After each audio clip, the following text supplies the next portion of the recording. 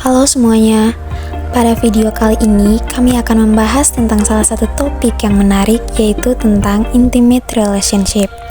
Tapi sebelum kita masuk dalam pembahasannya, perkenalkan saya Yana Lopos sebagai pemateri 1, Yohanes Kalendonu sebagai pemateri 2, Magdalena da Silva sebagai pemateri 3, dan Nikim Beo sebagai pemateri 4.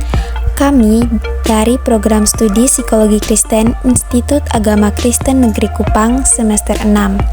Nah, tujuan kami membuat video ini bukan hanya untuk pemenuhan salah satu tugas UAS dari mata kuliah Psikologi Keluarga, akan tetapi juga untuk memahami pengertian intimate relationship, teori yang mendasarinya, serta bagaimana membangun dan menjaga keintiman dalam hubungan. Selain itu, terdapat prinsip love dan seks, bahasa cinta, dan tips menjaga keintiman.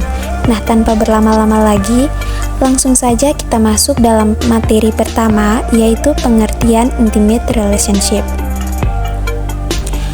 Intimate relationship adalah hubungan yang dibangun atas dasar kasih sayang, kepercayaan, keterbukaan, dan komitmen yang memberikan rasa kedekatan emosional serta kesejahteraan bagi individu yang terlibat di dalamnya. Sebagai makhluk sosial, manusia memiliki dorongan alami untuk membentuk dan mempertahankan hubungan yang erat dan stabil. Keintiman menjadi kebutuhan dasar dalam kehidupan, memungkinkan seseorang untuk merasa terhubung, berbagi kasih sayang, serta membangun komitmen dengan orang lain. Baik, selanjutnya saya akan menjelaskan sedikit dari teori intimate relationship. Yang pertama dari Erik Erikson. Nah, di sini teori Erikson dalam teorinya menyusun model siklus kehidupan yang terbagi menjadi 8 step hidup kebutuhan, mulai dari anak-anak, dewasa hingga lanjut usia. Sebagai berikut, yaitu ada 5 stadium masa anak-anak, yaitu yang pertama ada kepercayaan atau basic trust versus basic mistrust. Yang kedua ada otonomi, yang ketiga ada inisiatif, yang keempat ada industri, yang kelima ada identitas.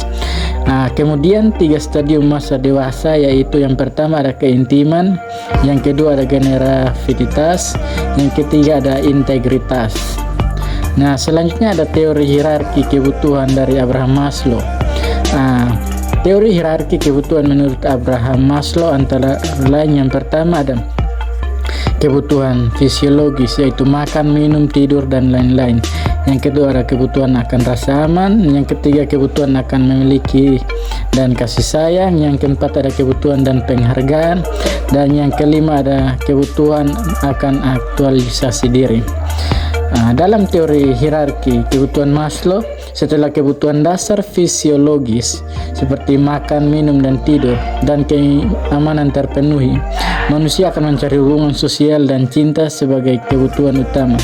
Manusia secara alami ingin merasa diterima, menjadi bagian dari kelompok, dan menghindari kesendirian, pengasingan, serta penolakan. Selanjutnya ada pentingnya membangun intimate relationship suami istri.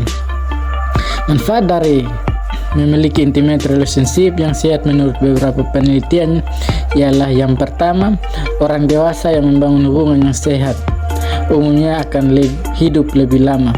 Yang kedua, memiliki lebih banyak sumber daya yang mampu dimanfaatkan karena mencapai hubungan yang sehat sehingga mampu mengelola apapun dengan lebih baik.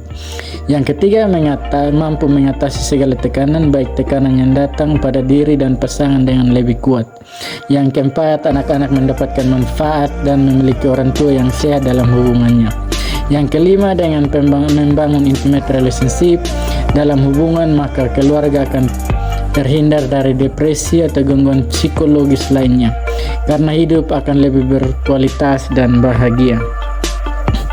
Selanjutnya, pentingnya membangun intimate relationship suami istri dibagi menjadi 5 bagian yang dapat kita bahas di sini. Yang pertama ada intimate relationship yang baik dan sehat. Yang pertama ada rasa hormat.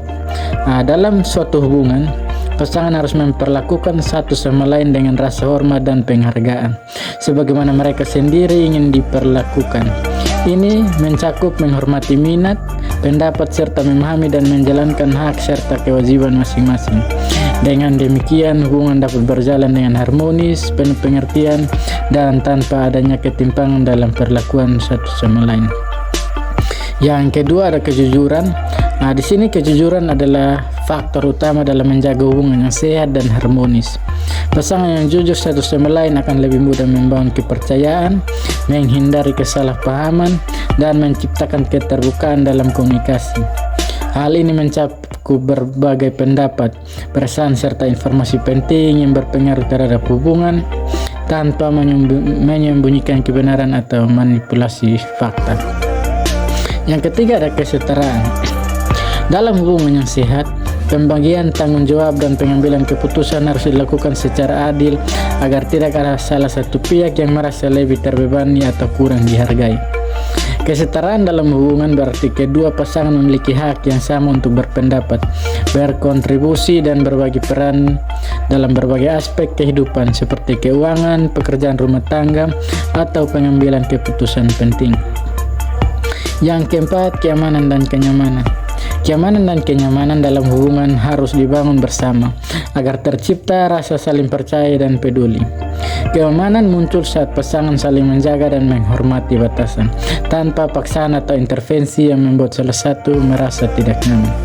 Yang kelima, membangun komitmen. Komitmen adalah fondasi penting dalam suatu hubungan. Tanpa komitmen, hubungan akan hilang arah karena tidak ada rasa tanggung jawab dan rasa memiliki terhadap satu sama lain. Komitmen berarti kesediaan untuk tetap berusaha menjaga hubungan, menghadapi tantangan bersama, dan membangun masa depan yang jelas. Materi yang berikut itu mengenai love and sex, di mana di sini ada manfaat hubungan seksualitas bagi pria dan juga wanita. Yang pertama itu manfaat hubungan seksualitas bagi pria. Nah, di sini ada 4 manfaat. Yang pertama itu pria yang melakukan hubungan seksualitas 3 kali seminggu akan mengurangi resiko jantung dan juga stroke. Lalu manfaat yang kedua itu menjaga mood positif karena membantu menghilangkan stres pada pria. Lalu manfaat yang ketiga itu memperbaiki kualitas tidur karena setelah melakukan hubungan intim, hormon oksitosin pada pria akan membantu tidur lebih nyenyak. Dan yang terakhir, manfaat yang terakhir itu mengurangi resiko kanker prostat. Lalu yang berikut itu manfaat hubungan seksualitas bagi wanita. Di sini juga ada 4 manfaat. Yang pertama, meningkatkan sistem kekebalan tubuh. Lalu yang kedua, menurunkan tingkat stres. Yang ketiga, meningkatkan libido. Dan yang terakhir itu meningkatkan kekuatan otot panggul, dan meningkatkan kontrol kandung kemih. Baik, terima kasih. Di sini saya akan menjelaskan materi yang berikutnya dengan judul Intimate Relationship and Well-being. Itu dibagi menjadi 2. Yang pertama, pentingnya hubungan yang intim. Nah, pentingnya hubungan yang intim ini dibagi lagi menjadi 4. Itu yang pertama, memberikan rasa kedekatan, kasih sayang, dan komitmen. Yang kedua itu mendukung kesejahteraan individu, pasangan, dan keluarga. Yang ketiga itu meningkatkan kebahagiaan dan kesehatan mental. Yang keempat itu mencegah konflik serius seperti perselingkuhan, KDRT, dan perceraian. Yang kedua itu dampak perceraian keintiman. Itu dibagi menjadi 3. Yang pertama itu berisiko menyebabkan masalah kesehatan fisik atau gangguan tidur dan psikologisnya seperti stres. Yang kedua itu dapat meningkatkan risiko depresi dan percobaan bunuh diri. Yang ketiga itu menghambat rasa memiliki dan kasih sayang yang dalam hubungan. Materi yang berikut itu tips menjaga keintiman. Nah, di sini tips menjaga keintiman itu dibagi menjadi 7. Yang pertama itu gunakan bahasa cinta dan pasangan. Yang kedua itu luangkan waktu yang berkualitas.